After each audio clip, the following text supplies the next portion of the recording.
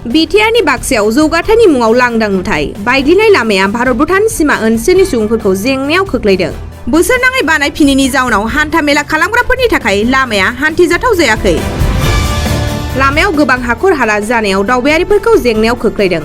बे लामाया बाक्सा जिल्लानि सदर थावनि मुसलपुर जाना निकासि सुबुनखाता गारकाप्तानि थांग्रा लामा। बे लामाजों सानफ्रोमबो 100नि गोबां गारिया थांलाय फैलाय खालामो। 100नि गोबां फरायसाफोरा लामाजों हान्थियो। अखा हायोब्ला हाखर हालानि जाउनाव लामानि जाब्रबथाय जायो। लामानि जानथाया दावबायारिफोरखौ गिख्रंथाव थासारि खालामदों। गुबुन फारसे जेब्ला अखा हायो अखानि दैया लामायाव जमा जायो। गोबां हाखर हालानि जाउनाव ओनसोलनि सुबुंफोरा हान्थिनाय मुङाव जेंनाजों मोगा-मोगि जानांदों। जायगानि सुबुंफोरा खुंथाय बिफान आरो रायजोनि थान्दैनो लामाखौ खालामफिननो गोबांथार खावलायबाय, नाथाय दिनैसिमबो जेबो नायफिनाखै होनना रायजोफोरा फोरमायो। बे लामानि सोमोन्दै एमपि नब कुमार सरनियाबो फोरमायबाय, नाथाय गासैबो ओरैनो बायदिसो जाबाय। थाबैनो बे लामाखौ खालामफिननो थाखाय खुंथायाव थानाय सरकारखौ रायजोफोरा खावलायदों।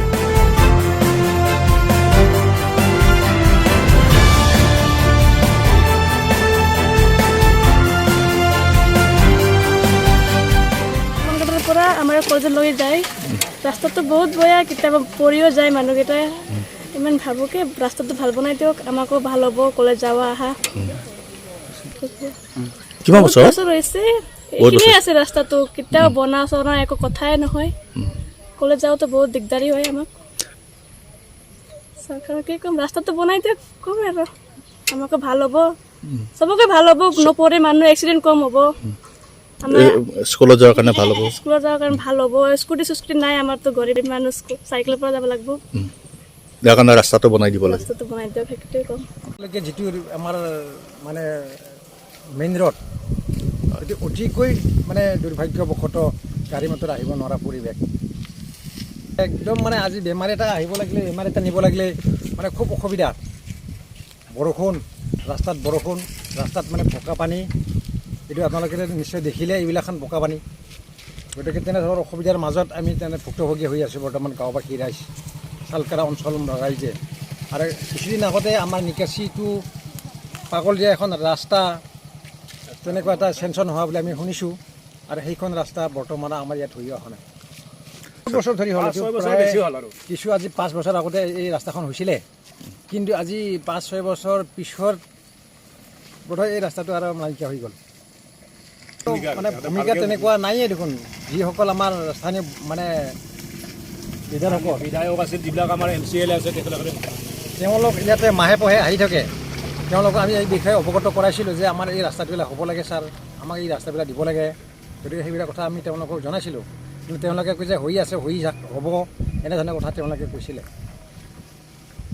ভূপেন বড়ো বিধায়ক, ইয়াৰ স্থানীয় ঘনশ্যাম দাস লোৱা নাই। তেওঁলোকে বৰ্তমান এই ৰাস্তাটো বনোৱাৰ কাৰণে কোনো পদক্ষেপ লোৱা নাই।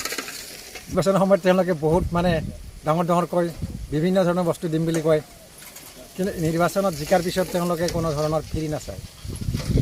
আমি চৰকাৰক আহ্বানটো জনাই আছোঁ যে আমাক এটা ৰাস্তা লাগে, এই ৰাস্তাটো আমি পাব লাগে, হ'ব লাগে। তেওঁলোকক আমি বাৰ আহ্বান জনাই আছোঁ, অকল বিভিন্ন দল সংগঠনে তেওঁলোকক আহ্বান জনাইছিল, কিন্তু আজিলৈকে মানে এই ৰাস্তাটো কৰি দিয়া নাই। স্কুললৈ অহালে বিৰাট তাৰমানে অসুবিধা হৈ আছে। সৰু ল'ৰা ছোৱালীবিলাকে অহা কৰি এটা বেমাৰী এজন লৈ আহিব লাগিলে এম্বুলেঞ্চ নাহে, কিবা নাহে, ঠেলা টানিব লাগে, কিবা টানিব লাগে, গাড়ী টানিব লাগে। গতিকে এই বিষয়ত বহুত অসুবিধা হৈছে। আমাৰ স্থানীয় MCLA, আমাৰ EMকো বহুতবাৰ কোৱা হৈছে, MPকো কোৱা হৈছে, আমাৰ যিটো আমাৰ কোকৰাঝাৰ লোকসভাৰ MP তেখেতকো কোৱা হৈছে। গতিকে তেখেতে কোনো কাণ সাৰ দিয়া নাই।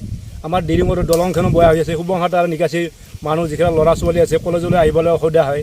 গতিকে বিভিন্ন অসুবিধা হৈ আছে। এই বিষয়টো আৰু বহুতবাৰ কৈ থকা গৈছে, বাৰম্বাৰ কৈ থকা গৈছেগৈ।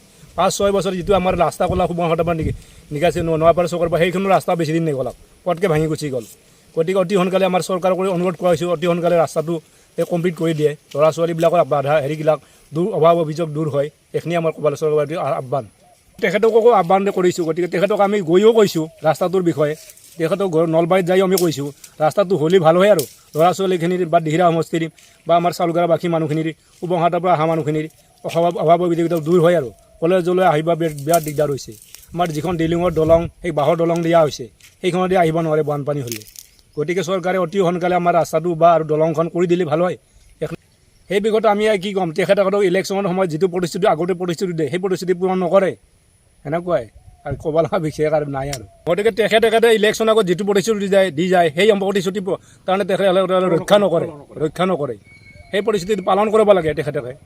নেক্সট ইলেকশ্যনৰ আগতে আগে আৰু আহিব। আজিলৈকে 2 বছৰ কাৰ্যকাল শেষ হৈ গ'ল 2 বছৰ কাৰ্যকাল হৈ গ'ল, ৰাস্তাৰ বিষয়ে কোনো গুৰুত্ব দিয়া নাই। গতিকে ইলেকশ্যন অহাৰ আগতে প্ৰতিশ্ৰুতি দিয়াত ঠিক, গতিকে তেখেতে ৰাস্তাবিলাক আমাৰ চাই ৰাইজৰ অভাৱ অভিযোগ দূৰ কৰে যেন তেখেতৰ প্ৰতি এয়ে অনুৰোধ আৰু। যেতিয়া তেখেতসকলে 2024 ইলেকশ্যনৰ যিটো আহি আছে তাৰে আগে গোটেই ৰাস্তাটো কৰি দিয়ে, তেতিয়া তেওঁলোকে বঢ়িয়াকৈ যাব পাৰিব, তেতিয়া আমাৰ ৰাইজেও অহা যোৱা কৰিব।